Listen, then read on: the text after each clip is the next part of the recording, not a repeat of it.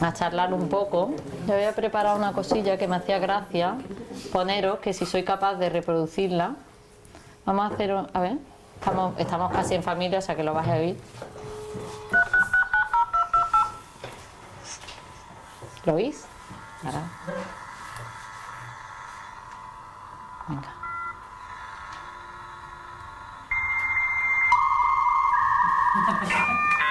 ¿Vale? Hola. Eso pasó a la historia. ¿Lo reconocemos? Vale, pues os podéis quedar todos. ¿Vale? Quien no reconozca esto no puede quedarse, porque probablemente sea un nativo digital y crea que... Pero de esos que no existen, ¿no? De esos que no existen, por eso. Pero ellos creen que lo son, ¿no? Ese es un poco el relato que nos ha reunido. ¡Ay, que va a seguir todo el rato! Como que no arrancaba. Es que no comunica, vamos a callarle, no conecta. Que no conecta, ¿no? No hace tanto, ¿eh? No hace tanto de esto. Yo si busco en casa seguro que tengo algún módem, ¿eh? En el trastero o algo así. Sí, yo ya lo llevé al punto limpio. Yo es que soy un poco diógenes con estos dos cacharros viejos. Bueno, era la broma, la idea de eso, de que nos reconociéramos quienes no somos nativos digitales, que nos temíamos que íbamos a ser los que nos viéramos esta tarde aquí, ¿no? Ellos van sobrados y aquí lo que nos ha reunido precisamente es un alegato contra esa falacia, un alegato que han preparado en este libro, Los nativos digitales no existen. Javier Pedreira, el coordinador de informática de los museos científicos coruñeses, y Susana Luna, que no hemos podido tener hoy aquí, es una periodista. Ellos son los coordinadores de un libro, no sé cuánto habéis tenido tiempo de echar un vistazo. Los que no lo hayáis visto en la República los tienen, y os animo por supuesto a hacerlo. La pregunta es obligada. Bueno, Javier, muchas gracias por venir.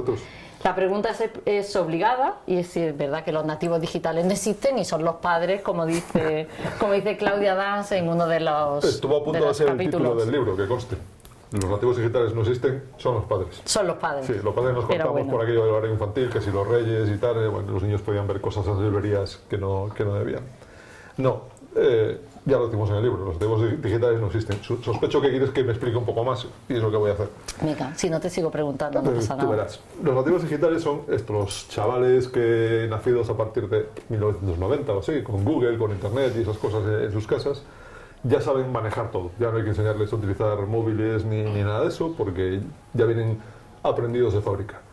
Y de hecho, si buscáis un poco en YouTube, hay vídeos donde salen niños pequeños manejando tablets con toda la soltura del mundo, no sé qué, tal cual. Incluso hay un vídeo que yo utilizo a veces en las charlas, grabado por la contentísima madre de una de estas nativas digitales, que dice al final del vídeo: para mi hija, una revista es un iPad que no funciona, y va a seguir siendo así toda su vida. Pero a mí lo que me aterroriza es lo que pone después, a continuación. Steve Jobs ha reescrito parte del sistema operativo de mi hija. Y digo, ¿tú eres tonta o qué? Porque si buscas un poco más en YouTube, hay vídeos de monos manejando también móviles. ¿Por qué? Porque es muy fácil. O sea, el mundo funciona con el dedo, movemos cosas.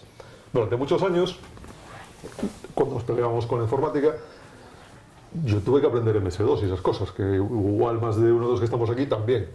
No había el concepto de hacer doble clic en una carpeta a ver lo que había dentro. Tenías que decir dir, espacio, barra P o no sé qué gaitas para que no saliera todo el listado así, que lo fuera haciendo pantalla a pantalla. Luego llegaron los ratones y los iconos. Y dices, oh, qué fácil nos parece ahora. Pero la primera vez que cogisteis un ratón, ¿os pareció tan sencillo que mover una cosa en una superficie horizontal movía algo en una superficie vertical? ¿No os pasó lo típico de que ¡oh, se me acaba la mesa y ahora qué hago? Ahora pues levantas los deditos y lo mueves. La primera vez, si nadie te lo explicaba, tenías un problema. Yo de hecho conozco a una chica que se acostumbró a utilizar el ratón. Los ratones normalmente, los que tienen cable, ahora ya casi no hay ratones con cable, pero los ratones con cable, el cable apunta hacia fuera, por decirlo así. Esta chica se acostumbró a utilizar el ratón con el cable apuntando hacia ella. Hizo así el aprendizaje y los movimientos que su cerebro coordina pues son los necesarios para utilizar el ratón al revés que el resto de la gente. Y a ella le parece muy natural, porque hizo ese aprendizaje que a nosotros nos extraña. ¿Qué pasa hoy en día? Que tú coges el móvil, haces así con el dedo y pasan cosas, que es como funciona el mundo real. Entonces lo que ha pasado es que la tecnología, la interfaz de las máquinas con nosotros ha evolucionado, ha cambiado mucho, es cada vez más fácil de utilizar y nos parece que no hace falta ese aprendizaje. Pero hay que ir mucho más allá de lo que es eso, abrir una aplicación, navegar un poco por internet. Los nativos digitales son capaces de discriminar los contenidos que encuentran por internet. Saben que todo lo que se publica por ahí, por muchas opciones de privacidad que pongan, está navegando por servidores en internet que esa información se puede perder, se puede robar, alguien la puede copiar. No. Y ahí es donde creemos que tenemos mucho que contar, que los padres tenemos que tomar conciencia de eso. El libro, hablas de los padres, el libro lleva por subtítulo de cómo educar a tus hijos para un mundo digital.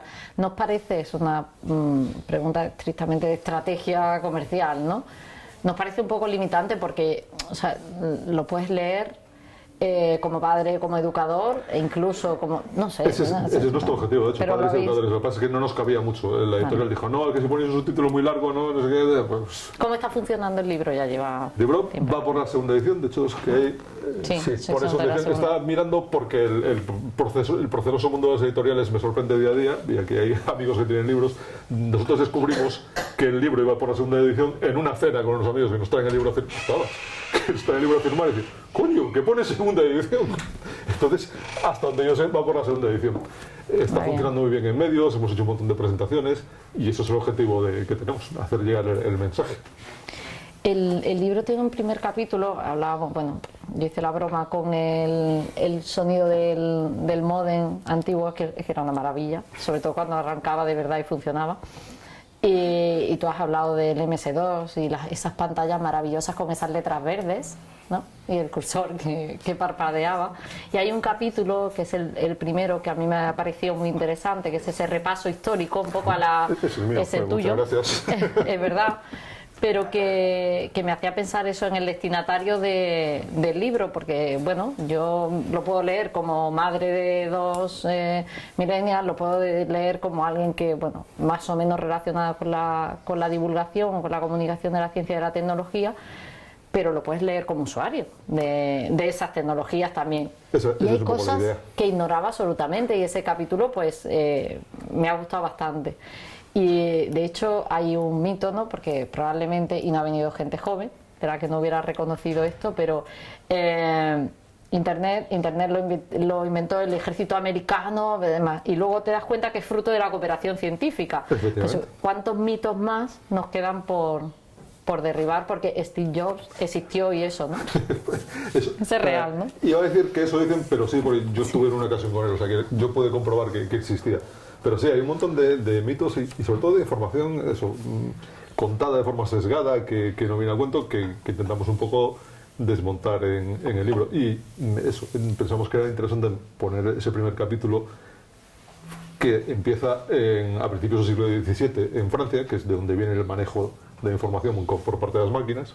Por eso cuando me hablan de nuevas tecnologías, digo, pues nuevas... 4 siglos y pico que llevamos dándole vueltas al manejo de información. Es cierto que en los últimos años se ha acelerado todo esto, ¿no? Pero por eso quisimos incluir este capítulo un poco para situarnos en contexto, para que nos demos cuenta de que hay un montón de cosas que nos han estado contando que igual no son como son. Me podéis interrumpir cuando queráis, ¿eh? Y alguien tenga una pregunta. A los padres cuarentones, porque yo los reconozco así, probablemente porque una lee los libros con su mochila, ¿eh? Y yo vivo con dos millennials. A los padres cuarentones que tienen esta cruzada, ¿no?, contra las redes sociales, contra la tecnología, ¿no les convendría, aparte de leer el libro, por supuesto, empezar a enterarse un poco de qué va esto? O sea, sí. ¿Cuál debe ser la actitud? Y hay varios capítulos que lo Sí, de hecho, el origen del libro está precisamente ahí, en una madre despistada con todo esto.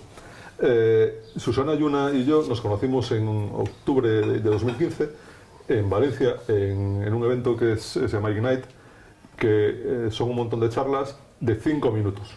¿Vale? Es un formato que José lo ha hecho también.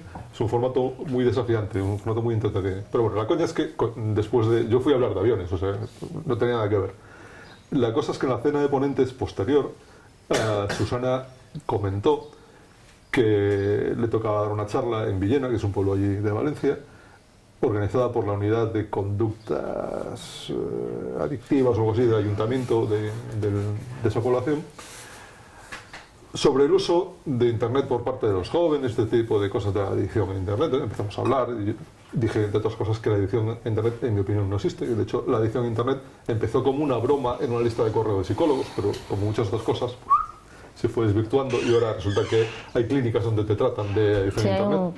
¿Quién es ese capítulo? El capítulo es de Parquio Delgado, que es psicólogo, escrito en colaboración con Elena Matute y Carlos Martínez, Moratilla, no me acuerdo de apellido, me tienes que disculpar, por 3 psicólogos, y dicen que en efecto la adicción a Internet, entendida como adicción, como el término médico, adicción no existe. Otra cosa es que sí podemos hablar de uso abusivo de Internet, de que alguien está muchas horas en Internet y todas estas cosas. Pero bueno, me estoy desviando, luego volvemos si queréis sobre lo de la adicción a Internet. Susana dijo que iba a dar esta charla, yo dije que eso, que creía que no existía la adicción a Internet, y alguien dijo, pero es que estos nativos digitales, entonces yo es cuando me puse así verde, en plan Hulk, ¡no existen! Entonces me miraron así, no, entonces empecé a explicarles por qué creía que no, un poco por lo que os he contado, ¿no? que manejen las tecnologías muy bien, muy fácil, no quiere decir que sepan sacarles partido. ¿Vale? Últimamente el ejemplo que pongo es, nuestros hijos han nacido en casas donde hay armarios, son nativos armarícolas. No, hay que explicarles. Sobre todo, ¿existe la palabra armarícolas? Me pregunto. Hay que explicarles que hay que meter las cosas en el armario y este tipo de cosas, ¿no? Pues Susana cogió esta información que yo le pasé, enlaces de cosas que yo he escrito, que Juan García, otro de los autores, de los futuros autores del libro, había escrito, que Enrique Danés también había escrito. Se fue a dar esta charla, y la charla por esto funcionó muy bien, pero en la sesión de preguntas, después de la charla, una madre dice, mira, yo es que tengo una hija de 17 años que se pasa el día enganchada al móvil y quiero ver qué puedo hacer para que no esté todo el día con el móvil en la mano. Y Susana le pregunta, vale, ¿y qué hace tu hija con el móvil? Y dice, no tengo ni idea, pero tampoco me importa mucho. Y dice, tenemos un problema, Houston, tenemos un problema. Entonces Susana, a la vuelta, bueno, le dio los consejos que se le ocurrieron ahí, un poco mostrar interés por lo que hacía su hija, ver por qué estaba tanto tiempo, intentar establecer una serie de pautas. Pues a la hora de comer no lo usas, a la hora de cenar tampoco, no sé, cosas así, ¿no? Pero a la vuelta de eso me escribió un correo y me dice, oye, ¿por qué toda esta información que me has pasado, que me ha venido bien, que creo que está bien, no la ponemos en un libro? Porque sospecho que hay muchos padres padres y educadores que necesitan, o que les vendría bien que les contáramos esto, pero que no lo van a encontrar porque no les gusta Internet, porque no les interesa, porque no saben. Y yo, como soy fácil de liar, pues dije, pues venga, vamos a hacer un libro. O sea, entonces hicimos un poco así como la lista de temas que queríamos tratar, buscamos los autores que nos parecían adecuados, empezamos a escribirles y ahí estamos. Sobre el tema de la adicción, es que no está en el, que me corrija Carmen, que veo aquí gente del área, pero no está dentro del catálogo, sencillamente del catálogo de trastornos. Eso que dice Parquio, la adicción a Internet como tal no está en el DSM-5, que creo que es la última versión. El DSM es como la guía de los trastornos psicológicos que manejan los médicos a la hora de diagnosticar. No sé si se va a incluir en el futuro o no, por ahora no está. Entonces es lo que Parquio utiliza como argumento para decir que adicción a Internet no existe. Pone más argumentos, dice una adicción necesita tiene que darse una serie de consumo cada vez mayor de la sustancia o de lo que necesitas para de aquello a lo que se supone que eres adicto. Bueno, una serie de parámetros que no se cumplen con Internet. Dices, vale, Internet sí lo puedes utilizar muchas horas. Al principio, sobre todo, cuando descubres de repente tu uso de Internet crece, pero no pasa nada, eso alcanza un límite. Insisto, sí hay casos de uso excesivo de Internet, obviamente, pero la tesis de Parquio es que si no estuviera Internet, esa gente estaría enganchada pues, a las partidas de mus, a la televisión o a los libros. No, a los libros no, ojalá. Probablemente a Ana le parezca maravilloso. Pero vamos, que la adicción como tal... Tú vas a dar una charla en un grupo de niños y dices, ¿sois adictos a Internet? Y la mayoría te van a decir que sí. No lo son. Otra cosa es que eso, que hagan un uso descontrolado, un uso que habría que a lo mejor acotar, ¿no? Pero bueno, yo intento usar las palabras con mucha precisión. Entonces, si no es una adicción, no lo es. Otra cosa es que tengamos que ser conscientes de que a lo mejor hay que poner límites. Sí, de hecho hay varios capítulos en los que se hablan, incluso se recomienda una serie de buenas prácticas, ¿no? Con los niños y demás.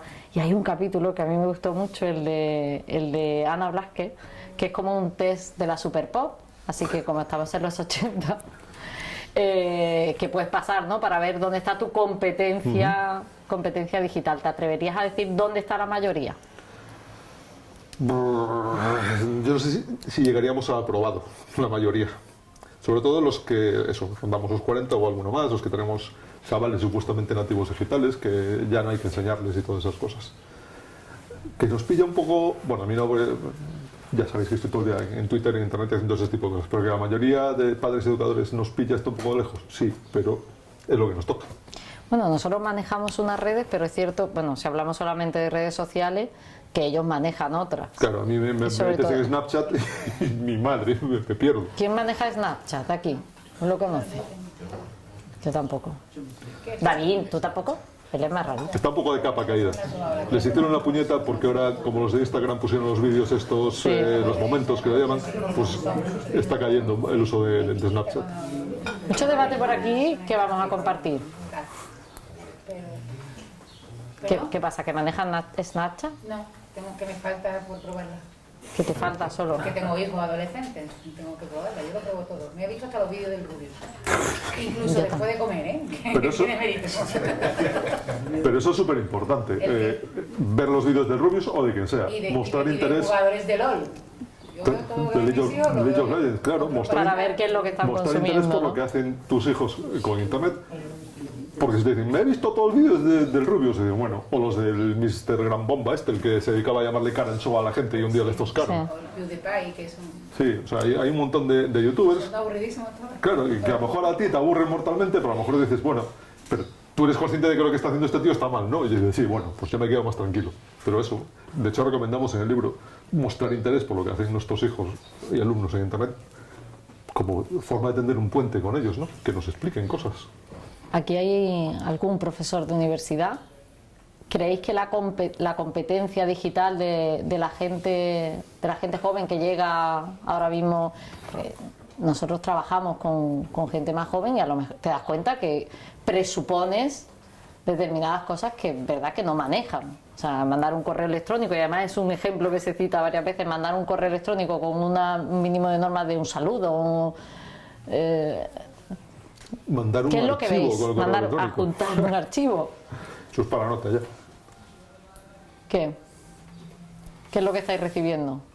Falta de ortografía. Faltas de ortografía. Bueno, eso tiene que ver con la competencia. Bueno, quiero decir... ¿Creéis que realmente la tecnología es responsable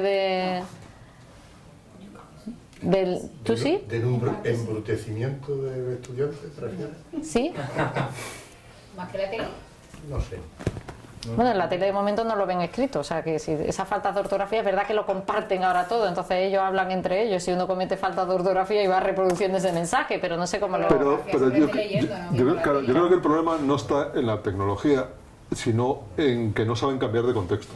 Yo, por ejemplo, a mis hijos, cuando escribimos por WhatsApp y al principio me escribían como escriben con sus colegas, decía, a mí no. Si quieres que te conteste, a mí me escribes como hay que escribir. Con todas con las tus tildes, colegas, con todas sus tildes y sus cómete todas las comas. letras que quieras, haz lo que te... Pero a mí me escribes como hay que escribir. Tienen que ser capaces de hacer este cambio de contexto. Lo contaba José Miguel no hace mucho, el alumno este que le mandó un correo a su director de trabajo fin de grado, una cosa así. ¡Ay, que me estoy muriendo en el hospital, no te voy a poder entregar un trabajo! Y resulta que estaba subiendo a la vez a Facebook fotos de que andaba por ahí de farra. Y dices, a ver, todos hemos mentido a un profe, a nuestros padres. Pero, como decimos en mi tierra, hazlo con sentidiño. En Facebook hay filtros, Sentidiño. puedes hacer grupos. Esta foto de la farra no la voy a subir en abierto, sobre todo si tengo a mi director de trabajo agregado en Facebook, que la va a ver. Les faltan un montón de competencias. De hecho, es curioso porque el término este de nativos digitales lo inventó un profesor universitario, Mark Prensky, un profesor universitario estadounidense. En 2001 publicó un artículo que se llamaba Nativos digitales, inmigrantes digitales. Y lo escribía comentando que le había llamado la atención que los estudiantes, lo malo o lo bueno de los profes es que tú vas haciéndote más viejo, pero tus alumnos tienen siempre la misma edad, los que empiezan, ¿vale? Entonces, comentaba Lo que te hace perder el norte y entonces crees que sigues teniendo la misma edad que Efectivamente. cuando empezaste cada clase. ¿Os pasa? Todo lo que te por aquí. A mí yo me paso a dar un besito cuando entro, porque me da más parecido a mis hijos. Sí, bueno, también está el rollo de que ahora como hay universidades en casi todas las ciudades, de repente la universidad es como una especie de extensión del instituto. yo tengo una amiga que es profesora universitaria y cuando empezó hace ya unos años a dar clase, pues, o sea, a la semana, a las 2 semanas de empezar, quedamos un día y dice, venía horrorizada porque los alumnos llegaban llamándole seño. ¿Os han llamado señor? Y más, Y y más maestra. cosas. Y mamá. Y maestra. Bueno, pues eso, que Y mamá me ha llamado. Pero la culpa no es porque haya universidades en todas partes. Es que a ti te tienen que llamar señor. Sería largo de explicar. sí, he simplificado mucho, obviamente. Es porque también los padres ahí hacemos una dejación de funciones a la hora de Hemos explicar. trasladado, Claro.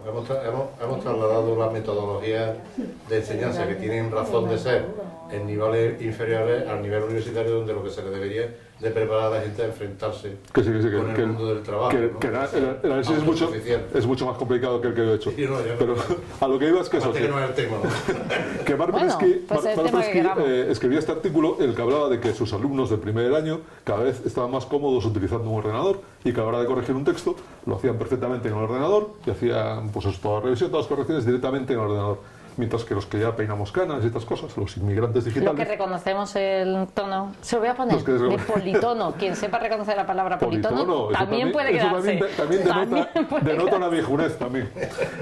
Pues eso, los inmigrantes digitales estamos más cómodos imprimiendo el documento, sacando el boli pero rojo o de aquí- color que sea, corrigiendo y luego incorporando esos cambios al ordenador. De hecho, todos los capítulos del libro los imprimimos, nos llegaron obviamente en formato electrónico, pero los imprimimos y los corregimos, como el boli, como mandan los cánones, y lo incorporamos al documento. Entonces, Mark Bresky hacía esta distinción, los que están como más cómodos con el ordenador y los que nos cuesta un poco más. Que no que no sepamos usarlo, sino que lo usamos de otra forma, ¿no? Pero claro, como lo de la edición en Internet, que empezó siendo una broma y de repente hay clínicas que te tratan de ello, el término nativos digitales cobró vida propia y de repente se aplica a cualquier chaval nacido a partir de 1990, mediados de los 90, que nació con Google, nacido con Internet, al que se supone que no hay que enseñarle nada porque ya sabe. Y dice, ¿ya sabe qué? A ver, también han nacido en casas donde hay coches, la mayoría de ellos han nacido en casas donde hay coches y aún así tienen que sacar el carnet de conducir. Pero voy más allá de ello, la mayor... O sea, cuando tenemos un niño o una niña pequeña y los llevamos a la calle, al principio los llevamos de la mano y le decimos, mira, eso es un semáforo. Cuando el muñequito está en rojo no se cruza. Cuando se pone en verde es cuando puedes cruzar. Antes, de todas formas, mira a un lado, mira a otro por si acaso. Si viene un señor a hablarte por la calle y te dice que te vayas con él, ni se te ocurra. Si te ofrecen caramelos, tampoco. ¿Por qué eso? ¿Por qué esa formación en valores? No insultes a los demás si no quieres que... ¿Por qué esa formación en valores creemos que no hay que dársela a los supuestos nativos digitales? Ahí es donde la hemos liado. Ya. El problema yo creo que también es que hay una ignorancia generalizada sobre el mundo digital. O sea, quiero decir que todos los ejemplos que has puesto son de cosas que la gente normal conoce. La gente normal conoce la seguridad vial, más o menos. Porque te lo han Conoce- explicado. ¿Alguien te lo explicó alguna vez? Pero es generalizado el conocimiento. El problema es que hay conocimientos que no son generalizados. Cómo manejarse en el mundo digital no es generalizado. Pues el problema es que los padres asumen que los niños no lo necesitan. Porque ellos mismos no lo saben también. Pues por eso tenemos aquí un libro estupendo para convencer a los padres y decirles, de que aprendan. necesitáis daros cuenta de que hay un problema, porque luego llegan a la universidad y no saben adjuntar un archivo, no saben trabajar en Google Sí, pero Docs. sigue existiendo, Huicho, yo creo que por donde va, que puede ir Mario, es que sigue existiendo una brecha digital y no tenemos que mirarnos ni con otros países ni otros entornos. Yo creo que aquí en Córdoba, ¿vale? Me doy un paseo por la calle y seguramente encontraré a gente que no, a personas en mi propio entorno que no manejan determinados lenguajes Pues no, o que no, o sea que... Seguro. A ver, yo este año cumplo 50 y hemos decidido los de mi promoción del cole que nos vamos a juntar para un fiestón. Éramos 160, cuando las clases eran como tenían que ser de 40 alumnos y tal y cual, esas cosas. Bueno, pues 260 de la promoción. Lo de como tenía que ser era broma, ¿verdad? Bueno, salta. Sigue, perdón. De los 160 o sí, que somos a la promoción, empezamos a buscarnos en Facebook y tal y cual y estamos 50 y pico nada más. O sea que sí hay esa brecha digital. Correos electrónicos nos hemos puesto a recopilar y hemos anotado unos cuantos más. Hay uno en concreto que no aparece ni en Google. Yo no sé si, la verdad es que no lo volví a ver desde que terminamos el cole. No sé si es que se murió acto seguido. Sé que es muy bruto decirlo, pero pensad lo difícil que es hoy en día. No aparece ni en un BOE, ni en un DOGA, ni en una cosa de esas. Ni una multa de tráfico No o algo aparece que sabes, nada, absolutamente. Además el tío tiene un apellido absolutamente peculiar porque su madre era portuguesa, con lo cual la combinación del apellido de su padre y de su madre portuguesa es bastante única. No aparece. Igual que un experto de Internet que trajeron una vez al cole de mis hijos a darles una charla sobre Internet y que no aparecía en Google. Yo todavía, no, en Google ni en buscador, todavía no sé si ese tío era muy experto o no era un experto. Pero bueno, sí hay esa brecha, pero o no somos conscientes o asumimos que en el cole les van a enseñar. Yo siempre digo que no. El sistema educativo no ha asumido esto. Que al cole se va a aprender, pero de que se quiere educadito. Y hay que hacer una labor conjunta en este sentido. También digo siempre que no creo que tenga que haber clases de informática. Sí hay que enseñarles a usar las herramientas y cómo abrir una aplicación y cómo guardar un documento, no sé qué. Pero una vez que has ido más allá de eso, todos hemos hecho 1000 cuadernillos rubios de pequeño, ¿no? Rubio, no rubius. Rubio. Vale. Cuadernillo rubio de pequeños. Pero luego dejamos de tener clase de boli. El boli se convirtió en una herramienta más que utilizamos en todas las asignaturas. Pues yo creo que con la informática tendría que pasar lo mismo. Tú has dicho que das clase en infantil, ¿no? En educación infantil. ¿Se utiliza la tecnología en clase? Sí, se utiliza. Pero bueno, pero simplemente una herramienta. Visualmente. Ellos no la trabajan. 2 añitos, 2 años y medio, visualmente. Vale. Pero no lo manejan. Incluso Pero en casa seguro que sí. En casa puede ser que más. Yo creo que yo no soy padre, pero tengo alrededor a gente que tiene niños, ¿no? Y a mí me sorprende, me llama muchísimo la atención cuando el niño no quiere comer y es, toma el móvil, te pongo los dibujos. Ya, la apaga niños. O toma el móvil, entretente. A mí me parece increíble. Eso Claro es. que después dice, es que ha encontrado el niño fotos que tengo. Vamos a ver que el niño está reproduciendo. El niño ha encontrado fotos que no tenía que haber. Que no sé qué hace en este móvil ¿Y estas qué fotos. hacéis con esa...? Claro Es que el sí, niño esa es la está competencia reproduciendo tu conducta, digital. es que el niño está viendo que tú manejas, que entras, que tal. El niño está aprendiendo muchísimo más de lo que estás aprendiendo. Vamos, no está aprendiendo, está reproduciendo. Está imitando, claro. Lo que tú estás haciendo, está imitando. Pero a mí me horroriza, o sea, que no sepa ni siquiera... No, es que le cogí el vídeo y estaba viendo vídeos en YouTube de no sé qué. A ver, pero es que el problema lo tienes tú. O sea, yo cuando era pequeño, Claro. si no quería comer, ni había dibujo, ni había leche, y no te levantabas de la mesa hasta que el plato no se terminaba. Y si no te lo ponían O sea, en la cena. Claro, y si no te lo ponían en la cena y si no al día siguiente para el desayuno. Afortunadamente yo comía bien, pero bueno, tampoco era. Pero que a mí me horroriza mucho, o sea... De todo modo, yo pienso que tampoco es malo que el niño sepa hacer eso. No, en absoluto. Pero En absoluto. le dejo yo mi móvil y está bien que sepan hacerlo. Pero el problema es cuando llega. Eso sí. Eso Claro, sí. a ver, Que nosotros- sepan hacerlo. Nosotros defendemos en el libro que cuanto antes mejor. Si la pregunta típica es, Sí. ¿a qué edad le damos el móvil? El Yo como móvil. soy gallego digo, depende. Mira, hoy por ejemplo con mi nieto me ha dejado hoy fría. Voy con él, tiene 5 años. Y mañana juega un partido de fútbol. Y digo, Mario, ¿a qué hora juega mañana el fútbol?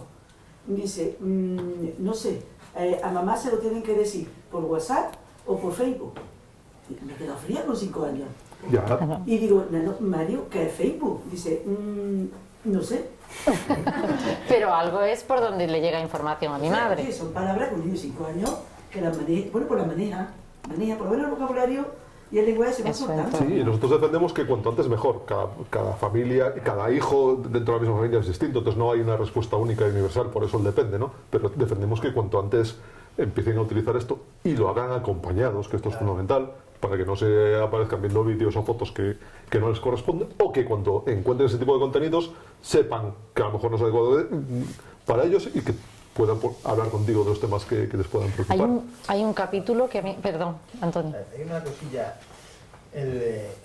por ejemplo, han dicho antes del el uso del bolígrafo. Yo no sé cómo empezó la gente a usar la tinta o el lápiz o el bolígrafo. No sé si había metodología o no había, pero ahora, tú, por ejemplo, tú consideras que escribir una carta, eso que decía antes los sobres, así, eso es un trabajo. ¿Cómo es ese trabajo? Tú, a ver si es que quiero decirlo sin darte la respuesta. ¿Tú consideras que escribir un correo electrónico es un trabajo? No sé si te entiendo muy bien, pero tienes que saber hacerlo bien. Alguien tiene que contarte o darte unas normas. Pero ¿Hay un chiste para eso, José Ramón? Es que sobre eso, pero bueno, no. Ahora lo tienes que contar, ¿eh? a donde voy es lo siguiente. Es que no sé si usted estuvo apuntado antes. Yo creo que es que no se nos enseña la tecnología como objeto y no como método, en mi opinión. Cuando tú enseñas, has dicho una cosa, hay que enseñar a los niños en el cole a aplicaciones o al WhatsApp o al tal, y se enseñan como objeto, no como método. Yo he dado clases hace ya mucho sobre los primeros, que estaba buscando antes, no me acuerdo ni cómo se llama la herramienta, los primeros chats que se montaban eran como RS, IRC, exactamente, los IRC. Y yo daba clases para montar servidores. Y había gente que manejaba el IRC, que yo el IRC no lo controlaba de forma pasmosa, pero no tenía ni idea de cómo funcionaba eso. Yo he visto a la gente, se enseña normalmente a usar el Word, a usar la herramienta, pero no se enseña el concepto de párrafo, o de negrita, o de tal. Pero por eso dije que hay que enseñarles el uso básico de esto y luego incorporarlo como una herramienta transversal para cualquier otro tipo de trabajo. Por eso yo creo que no tiene que haber clase de informática. Los que vayan a ser informáticos luego ya estudiarán cómo se programa, no sé. Cada vez estoy más convencido de que un poco de programación y de robótica sí que hay que enseñarla porque vivimos en un mundo programable. Entonces, aunque solo sea para entender por qué la cafetera no te ha hecho caso cuando le has dicho que querías el café a las 6:30 de la mañana y lo he hecho a las 7, para eso algunas nociones sí. Luego ya los que quieran hacerse informáticos como yo tienen un problema con su vida, pero eso es otro tema. Pero el utilizar la herramienta como herramienta para hacer cosas, no como fin, pues claro, es que si no, ¿a dónde vamos? Es que lo digo eso, porque he dicho lo del correo, porque yo no sé si alguien lo considera así, que me perdone, pero el escribir un correo electrónico no puede ser un trabajo. Es que tengo que escribir muchos correos sería un trabajo, ¿vale? Pero no puedes poner la metodología, tengo que escribir un correo, tengo que escribir un número en una hoja de cálculo, ahora cuando termine, vemos lo siguiente. Entonces, como que se escapa un poco eso. No, es como si me dices, aprendo a conducir en coche y voy todo el día en coche de un lado a otro sin tener que ir a ningún sitio, sin sentido. Pues no, claro que no. Hay una pregunta por allí. Yo, al respecto de la utilización del Word que has dicho de negrita y párrafo y tal, yo que me dedico a la docencia, sí he visto en los últimos 10 años, pero sí, sobre todo en los 5 para acá, por lo menos en mi centro se ha estado haciendo, luego no lo he encontrado en la universidad, pero en mi centro sí, que se han estado implementando la asignatura de lengua, se llama ahora el ámbito lingüístico, para todos los trabajos informáticos se está pidiendo exactamente lo mismo que al trabajo manual, es decir, cuando se va a entregar a mano cualquier trabajo se le pide las mismas normas, es decir, la negrita, el subrayado, el saludo, que sí se trabaja la competencia lingüística asociada a la competencia digital, porque eso es otra cosa que muchas veces no nos queda clara, y es la competencia digital. ¿De qué se trata? ¿De saber la legislación que cubre, vaya que sea una red social y que implica que tú cuelgues una foto, o saber manejar los instrumentos? Porque si has de saber manejar los instrumentos es algo técnico, entonces no sería muy complicado enseñarlo en cualquier sistema. Hay un capítulo, el de los eruditos digitales, que en el libro, que estamos aquí para hablar de su libro, pero que está muy bien y habla de eso, y además yo quería entrar, o sea, ¿qué es realmente? Porque es como, vale, ya somos nativos digitales o inmigrantes digitales, lo somos todos, pero ¿quién es el erudito digital, no?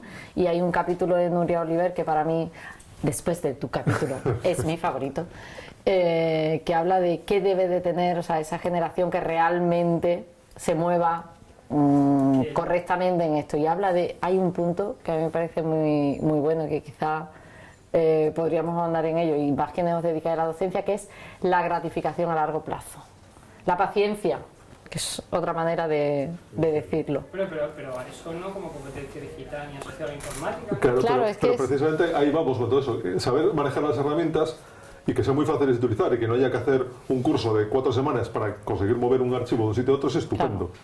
Pero vamos más allá de eso, ¿no? Saquemos el partido. Tú sueltas a un niño o adolescente a hacer búsquedas en Google o en el buscador que prefiera. En España será Google porque somos así de borregos y el 99, mucho por cien utilizan Google. Y, ¿qué buscador usas tú? Yo utilizo DuckDuckGo. Vale. Soy así de hipster. Pero bueno, muchas veces si utilizo algún cacharro que no sea el mío, el navegador por defecto, obviamente, el 98% de los casos es Google. Pero vale, tú sabes abrir una página web, sabes teclear una cosa y te aparece una página de resultados. ¿Sabes si te puedes fiar? ¿Alguien te ha enseñado un poco de pensamiento crítico? Pero ahí va la cosa. Sí, por eso, que no tiene nada que ver con la tecnología. Digital, Claro, vamos a otras claro, competencias. claro, pero por Es como la brecha que había hablado digital. Yo a veces lo veía también, los que somos cuarentones, como decía aquí, y con hijos. Yo recuerdo que cuando nosotros leíamos manga con 16 años y 15, nuestros padres no tenían ni idea de lo que leíamos. Y si llegan a verlo y cómo se cortaban el cuello y soltaban sangre, estoy seguro de que se hubiesen echado las manos a la cabeza. O sea, no creo que el problema sea tanto la desconexión digital que existe entre padres y madres, sino que dentro del sistema educativo se siga elaborando ese aparato de pensamiento crítico. Que mi padre tenga que saber, yo tenga que saber cuando mi hijo, sí, estar por encima, tener un vistazo, pero yo no recuerdo que nuestros padres tuviesen esa atención hacia nosotros tan brutal en nuestras actividades de ocio, tiempo libre, en el consumo que hacíamos de elementos que también influían. Vamos, pero el mundo es mucho más amplio y más grande ahora, ¿eh? Sí, sí, ¿no? no me cabe duda. Ahora lo que tendrán es que Claro. tener una educación competencial muy profunda, pero que quizá la tecnológica tendría que especificarse más, ¿no? Desde el sistema sí, pero educativo. es que nosotros, de hecho, Pero sí, huimos de eso en el libro. Decimos, o sea, saber manejar los cacharros todo el mundo sabe. En ese sentido sí que son nativos digitales. Vale, compramos esa idea, pero hay que ir mucho más allá. Si no, no les vas a sacar, no vas a saber sacar el provecho, te puedes encontrar con cosas que sabe Dios. Tú te pones por ahí a buscar y llegas, pues no sé, a la página web de un negacionista del holocausto, de un conspiranoico de estos que dicen que no fuimos nunca a la luna, o de nuestro amigo Josep Pamies, que dice que el virus del SIDA no existe y que todo es un montaje de las farmacéuticas. Tu hijo compra esa idea, no vacuna a sus hijos, lo hemos liado, ¿no? Pues eso, hay un poquito de sentidillo, como decía antes, pensamiento crítico que está bastante ausente en el sistema educativo. Yendo mucho más allá de la tecnología, pero eso, que hay que buscar un balance, hay que decirle, padres, educadores, los niños tienen acceso a un montón de información, más que nunca probablemente en la historia, pero eso por sí solo no sirve de nada. Hay otra. Hay que hacer unos cuadernos rubios a este nivel. Sí, claro que sí. Aquí Yo creo también que tanto los padres como los educadores hemos confundido el hecho de que los niños vienen ya, como decimos, con los deditos preparados para el móvil, la tablet y demás, porque de hecho a mí me pasa con mis sobrinas de que han cogido mi ordenador y han intentado ampliar en la pantalla, pero claro, eso no implica que luego sean competentes en la utilización de eso. Entonces, si entendemos como nativo digital lo que decía de que lo usan, sí, lo usan, claro, es que han nacido en un momento en el que eso es lo que hay, pero confundimos eso, el que sea luego competente en la utilización de las diferentes. Yo creo que además en esa línea, un poco por lo que decía él, la generación de los 90 realmente ha nacido en un contexto familiar en el que los padres, el contexto familiar, también utilizamos los deditos ya para movernos, ¿no? Y desde muy pronto lo han aprendido. Pero nosotros no controlamos tampoco esos requisitos de seguridad, esos requisitos del buen funcionamiento, del buen uso. Entonces, eso realmente, ¿cómo lo aprenden desde pequeñitos? Eso les va a costar. Yo soy más competente que mis padres en el uso de los deditos y probablemente mis hijos sean más competentes que yo en el uso eficaz de la herramienta. Pero yo creo que esto es cuestión de un camino, o sea, realmente estamos hablando de los 90 que fue ayer. ¿Que fue ayer? O sea, que es que realmente... Sí, lo que pasa es que eso, han pasado 20 años y estamos viendo alumnos que llegan a la universidad con una formación deficiente en este tipo de cosas. Ya no solo a nivel de ir más allá, de ser eruditos digitales, como dice Nuria en su capítulo, sino de formación básica. Claro, lo cuenta Claudia Dals cuando empezó la universidad y les empezaron a poner trabajos en grupo. Claudia les decía a sus compañeros, vamos a utilizar Google Drive. Y decían, ¿qué es eso? No, yo te mando mi doc por correo electrónico y luego tú copias y pegas. Pero mira, es mucho más cómodo, subimos el archivo, podemos trabajar todos a la vez. Pero ¿y si se borra? No, que tú tocas lo tuyo, además podemos chatear y ir comentando sobre la marcha. Estamos hablando de alumnos que llegan a la universidad sin este tipo de formaciones, de competencias. Y luego cuando lleguen y vayan a pedir trabajo, o sea, hay una cosa que dicen estos que saben mucho más de economía, de estas cosas de lo que sé yo, que hablan de que hay muchos trabajos, de que nuestros hijos van a trabajar en trabajos que probablemente no existen hoy en día. Pero si lo piensas de otra forma, los robots, por ejemplo, están haciendo cada vez más trabajos. Hay un robot que hace hamburguesas. En los almacenes de Amazon hay miles de robots moviendo cajas. Hay una empresa australiana que está fabricando un robot que a finales de este año quieren tenerlo en la calle, que fabrica casas con los ladrillos, ya le hace la roza a los ladrillos para que luego llegue el fontanero a poner las cosas. Luego habrá un robot fontanero que haga todo eso. Trabajos manuales, pero hay programas, hay bots diseñados para según qué contenidos, escribirlos automáticamente para sitios de noticias. Funcionarán mejor o peor, pero lo están haciendo y van a mejorar con el tiempo. Entonces necesitamos dar una formación a nuestros alumnos, a nuestros hijos, que les prepare para enfrentarse a esas nuevas competencias, a esos nuevos trabajos que queremos que tengan. Aquí en España hicimos el experimento del ladrillo, no nos funcionó. Intentemos ir un poco más allá, pero es importante que tomemos conciencia de que ahí pasa algo. Y eso, los que sois más jóvenes, vuestros hijos pues tendrán menos desfase en todo esto, pero hay algunas generaciones por ahí que estamos perdiendo, yo creo, y que muchos padres además y educadores no son conscientes de que tenemos ese problema. Y si no, hay Mario. Tengo una pregunta. No he llegado aún a leer el libro, pero lo leeré. ¿Hay algún análisis respecto a...? Se habla mucho de la generación de los 90. La generación de los 90 fue la que nació con un ordenador y empezó a ver internet. Pero los millennials, que los has nombrado tú, son la generación que nació con un smartphone, que es un paradigma totalmente diferente de inmediatez y de acceso a todo mucho mayor. O sea, ahí hay un salto muy grande desde unos a otros. Quiero decir, yo tengo dos preguntas. Una es, ¿qué diferencias crees que hay que suponen una dificultad? ¿Y cuál es el siguiente salto? Si tienes alguna predicción de cuál es el siguiente después. Bueno, eso, ya os decía antes que soy muy malo prediciendo el futuro, no lo sé. Yo creo que hay dos cosas que están cambiando ya el mundo actual. Una es el poder, las licencias Creative Commons y este tipo de cosas, el conocimiento compartido, que a veces es más habitual que si tú necesitas hacer algo encuentres instrucciones, encuentres información al respecto de forma gratuita, disponible en Internet en todas partes. Entonces, la forma en la que se distribuye el conocimiento va a cambiar. La impresión en 3D, que va muy unida también, porque muchos modelos 3D se pueden descargar gratuitamente para imprimir lo que necesites. Ahí creo que son dos cosas que están cambiando ya en nuestro mundo. Hace no mucho, un tipo tenía un problema con el techo solar de su coche y mirando descubrió que se había roto un engranaje. El fabricante del coche le quería vender el techo solar entero, que eran 600 o 700 euros, y este tipo sacó el engranaje, lo envió a una empresa de impresión en 3D, el engranaje estaba roto, pero como es simétrico pudieron escanear la mitad del engranaje, duplicarlo, imprimírselo y mandárselo para casa. Creo que le costó 30 euros. Y si lo vuelve a necesitar, porque a lo mejor el material con lo que hacen en el sitio este de impresión en 3D es menos resistente que el que venía de fábrica, las siguientes copias se van a costar menos porque ya no tienen que escaneárselo. Entonces, creo que eso, que el conocimiento compartido va a cambiar mucho las cosas. Y los millennials estos que tú dices, los que han nacido con un móvil en la mano, tienen el problema fundamental de la inmediatez, que hay que acostumbrarlos a que no todo tiene una recompensa inmediata. Ahí el capítulo de Nuria es muy bueno, de Nuria Oliver, habla precisamente de eso, de aprender a aburrirnos otra vez. Es maravilloso ese capítulo. Que a veces es necesario desconectar un poco, que no necesitas que las respuestas estén siempre ya al alcance de tu mano, que, pues eso, volver a 120 caracteres. 140. La inmediatez y la respuesta corta son incapaces, ligando con lo que estábamos hablando antes, de atender una hora de clase. Las clases de 50 minutos están muertas y los profesores todavía no nos hemos dado cuenta de eso, algunos por lo menos. Hay que insistir en eso, hay que decirles que aprendan a aburrirse, que reivindicar el valor del aburrimiento.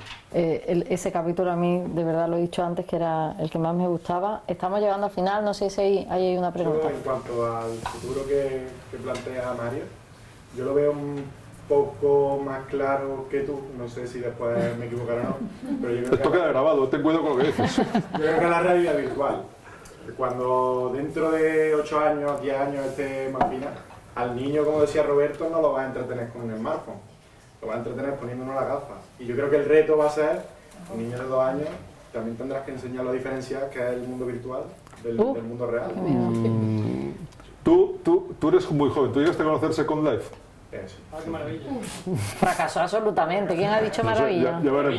Yo digo por lo que se dio, estuvo un año pegando un pelotazo de hasta en bolsa, si mal no recuerdo. Yo creo que la próxima revolución es la de la inteligencia artificial. Eso iba a decir. Yo creo que eso va a hacer que se controle mucho. Y va a ser una revolución el tema de la competencia digital. Más fuerte que la industrial. En cuanto la inteligencia artificial se desarrolla, igual no hace falta tanta competencia Pero, digital porque se encargará de saber que tu hijo tiene 12 años y que en esa página no la va a hacer. La inteligencia artificial lleva desarrollándose 50 años. No, sí, pero no está universalizado. En un nivel alto ya. cuando No, pero quiero decir que siempre la promesa es que ya, siempre ya. nunca termina, ¿no? Porque, entre otras cosas, José Ramón sabe mucho más de esto que nosotros, no sabemos cómo funciona nuestra propia inteligencia. Entonces, ¿cómo puedes reproducir algo que no sabes, que no tienes muy claro cómo funciona? Una observación, yo he visto el libro en internet nada más que los capítulos, que habéis puesto en Creative Commons una parte. Está todo el libro en Creative Commons, ojo, Esto lo aguantamos en una librería, ¿eh? Esto, los de librería... Es mucho mejor leer en papel, ¿eh? Sí, no cabe duda. La editorial escogió el primer capítulo para poner para descarga, que es el mío, que me parece que está muy bien, pero yo no es el que habría escogido, porque no es el que va más de lo que va el libro. Sí. No quiere decir que no merezca la pena leerlo, Está muy bien. pero eso, no es el que yo habría escogido. Una pregunta que lo he trabajado yo a veces con los chavales y me resulta algo que me sorprende no ver en los análisis, es de la tecnología. ¿Por qué no se insiste en el modelo de pantalla? Quiero decir, cuando se acerca la tecnología, no es lo mismo acercarte a un teléfono móvil que tiene un tipo de pantalla que a un ordenador fijo, que a un ordenador de mesa o que a un televisor, que también es Smart TV, en el criterio de atención y de consumo.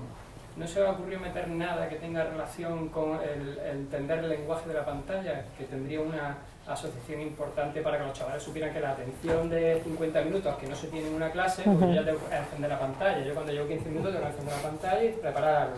Y luego volver a la explicación, porque ellos tienen un lenguaje muy visual.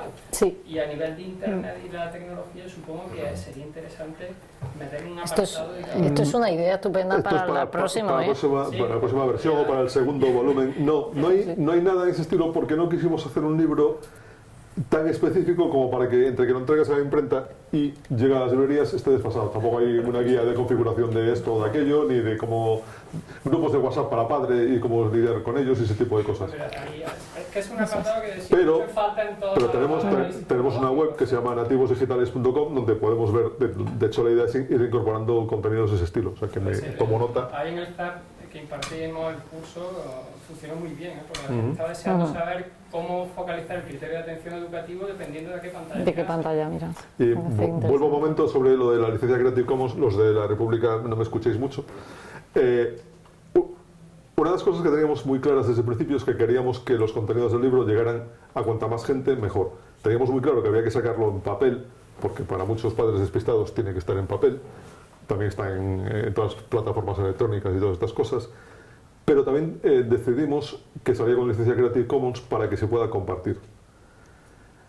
Y como en España, por ley, los autores no pueden renunciar a los derechos de autor, lo que decidimos es que todo lo que recaudemos los autores por la venta del libro se dona a un proyecto que se llama Makers, que es Ayuda en Acción, que tiene como objetivo que jóvenes en riesgo de exclusión social adquieran este tipo de competencias de las que estamos hablando. Y además hace énfasis especialmente en el asunto de género. Hace énfasis especialmente en las chicas que, si ya en un ambiente súper estupendo, familias súper estructuradas, las mujeres en ciencia, tecnología, matemáticas e ingeniería, como que no sé qué hacemos, pero se las aparta, imaginaos en las familias donde la situación es chunga. Entonces, nos pareció que era un proyecto muy interesante. Entonces, pedimos a todo el mundo que pueda que se compre el libro, los libreros también tienen que vivir de estas cosas y todo eso, pero, insistimos, se puede compartir. Por eso no está entero para descarga, porque queremos primero que tenga un recorrido en librerías y todas estas cosas. Tengo una última palabra pedida por ahí y allí también. Lo digo por ir, venga. Como papás, yo pregunto, hay que mostrar interés por lo que ven nuestros hijos, muy bien, y hay que acompañarles lo antes posible para que empiecen lo antes posible. Vale, esos dos consejos fundamentales, pero una conclusión nos puedes dar de qué tenemos que hacer los padres. Tomar conciencia de que hay un problema. Que es que si hoy estamos aquí es porque descubrimos que hay muchos padres /educadores que no son conscientes de que hay algo que hacer ahí. Con esto de que son nativos digitales, ya ellos solos aprenden. Bueno, toma las llaves del coche ya tú solo, ¿no? Pues si tú estás aquí hoy es porque tienes idea de que hay algo que hacer. Ese es un primer paso. O sea que lo primero, el objetivo principal del libro es una llamada de atención a los padres y espabilense. Efectivamente. ¿Por allí? Contamos unas cuantas cosas, eso, como que cuanto antes te pongas con ellos mejor, que cada niño es distinto, no hay una respuesta universal, todo eso, pero bueno, eso, que tomes conciencia de que hay que estar a su lado, igual que hay que estar a su lado en la calle, que hay que dar una formación en valores en el mundo real, igual que hay que hacerlo en Internet. Y digo mundo real entre comillas porque no hay diferencia. O sea, no sé si la realidad virtual los va a llegar a confundir con el mundo real, pero lo que tengo claro es que Si para mí apenas hay diferencia entre mi vida en línea y mi vida en el mundo real, de hecho muchos de los que estamos aquí hoy nos conocimos a través de internet y ahora, pues eso, nos conocemos y somos amigos en el mundo real, tengo muy claro que para los chavales cada vez hay menos diferencia entre eso. Pero los padres y profesores tenemos que tomar conciencia de que la misma formación en valores, el mismo sentido común que aplicamos en el mundo real, hay que llevarlo a Internet. Internet a las nuevas tecnologías. No sé qué va a pasar con la realidad virtual, pero sí hay mucha gente que confunde la vida real con la que pasa en las redes, ¿eh? Pues eso. Y muchas veces estos eventos, hoy está siendo una charla realmente interesante. Yo escribí hace poco sobre este tema y he reflexionado varias veces. Creemos que vamos a muchas cosas porque compartimos muchos contenidos y no hay nada que cambie esto, que es el 1.0. Y hay gente, lo que decía David, que confunde realmente lo que está pasando en su Facebook con su vida real. No lo es. Pero bueno, hay la última pregunta por aquí, que tenemos que despedirnos. Aportar mi visión también desde la universidad y en cuanto a la idoneidad también del libro, ¿no? Y la oportunidad del libro. Creo que las nuevas tecnologías, en mi opinión, no dan una moda, no son una moda, no son, como comentaba antes tú, que nuestros padres no leían nuestro manga. Si nuestros padres no leyeran nuestro manga, no se han perdido nada. O sí, al que le gustase mucho. Las nuevas tecnologías no son una herramienta. Las nuevas tecnologías, que no me gusta el nombre de nuevas tecnologías, pero bueno, porque no son tan nuevas, ¿no? El mundo digital lo cambia todo, nos gusta o no, y cambia la vida de las personas que tienen 40 y 50 años también. Hoy día no se puede desarrollar ninguna profesión de forma competente sin un uso adecuado de las nuevas tecnologías. Sí se puede desarrollar mucha profesión, cualquier profesión sin leer manga, o sin la última moda, o sin seguir Entonces, las tecnologías, además que han llegado para quedarse y que en todos los países del mundo, en todas las escuelas, en todos están educando unas competencias, por ejemplo en programación. Pues, mañana y hoy incluso un historiador que no sepa programar no va a poder desarrollar buscar en fuentes bibliográficas, encontrar parecidos, hacer un software que analice textos y que pueda. Un historiador sin un uso de la tecnología no va a poder ser un historiador. Ninguna profesión se queda libre de esto. Entonces, nosotros debemos educar a nuestros hijos, porque nuestros hijos hacen el tonto en Internet y pierden mucho tiempo en Internet, porque no son nativos digitales, no saben lo que están, y eso es muy perjudicial para ellos. No solo por las no adicciones, que hay muchísimas, cuántas horas se tiran nuestros hijos en Internet, sino porque no están aprendiendo a usar las nuevas tecnologías para su desarrollo personal y profesional, como sí están haciendo muchos niños y muchas niñas en el mundo. Y se van a quedar totalmente desfasados, ¿no? Entonces no van a poder desarrollar sus competencias, ¿no? Entonces, bueno, es un tema, las competencias en nuevas tecnologías es algo fundamental en la escuela y en el hogar. Y creo que este libro plantea muy bien esta idea, ¿no? Como los jóvenes no son nativos. Pues muchas gracias. Y de hecho, de ahí el subtítulo, ¿cómo educar a tus hijos para un mundo digital? Porque efectivamente estamos en un mundo digital. Me parece que habría que implicar a la escuela, ¿no? Sí, claro, por supuesto. Lo decía yo antes, ¿no? Al cole se va a aprender, pero de casa se va educadito y es un trabajo que hay que hacer en conjunto. Pero yo discrepo un poco con lo que ha dicho el compañero, porque la visión que da, tal como la ha dado, plantea las nuevas tecnologías de Internet como una herramienta, y has dicho, nuestros hijos se pasan muchas horas usando Internet que no sirve para nada, pero realmente para los nativos digitales Internet es una parte de su mundo, como para nosotros era bajar a la calle a jugar a fútbol. Sí, pero no he dicho que no sirva para nada, ojo, ¿eh? No ha dicho que pierde mucho tiempo. No, he sacado esa frase de todo el contexto, pero una cosa que me llama mucho la atención, que es se pasan muchas horas en Internet sin que sirva para nada, pero realmente en tu vida, sobre todo cuando eres más... Tampoco dijo eso, dijo haciendo el tonto, pero que a mí me parece estupendo que estén muchas horas en Internet, pero que le saquen partido. Y sacar el partido puede ser relacionarse con gente de Hong Kong. Un momento, vamos a terminar, que acabe su argumento. O sea, aburrimiento. Un momento, sí, perdón, pero que voy a lleva. moderar. O sea, lo que quiero Mario. Me doy por moderar. Lo que quiero decir es que uno de los problemas es la diferencia de perspectiva. Para cierta gente, como los padres que se presentan en el libro, la perspectiva es que está el mundo y luego está Internet. Como para si un fuera nativo cosa. digital, Internet es parte de su mundo, forma parte de su sociedad. Entonces, a eso lo mejor acabamos de tiras decir. una hora viendo vídeos de gatitos, es como cuando tú antes bajabas a la calle y te tirabas a pegarle patadas a una piedra.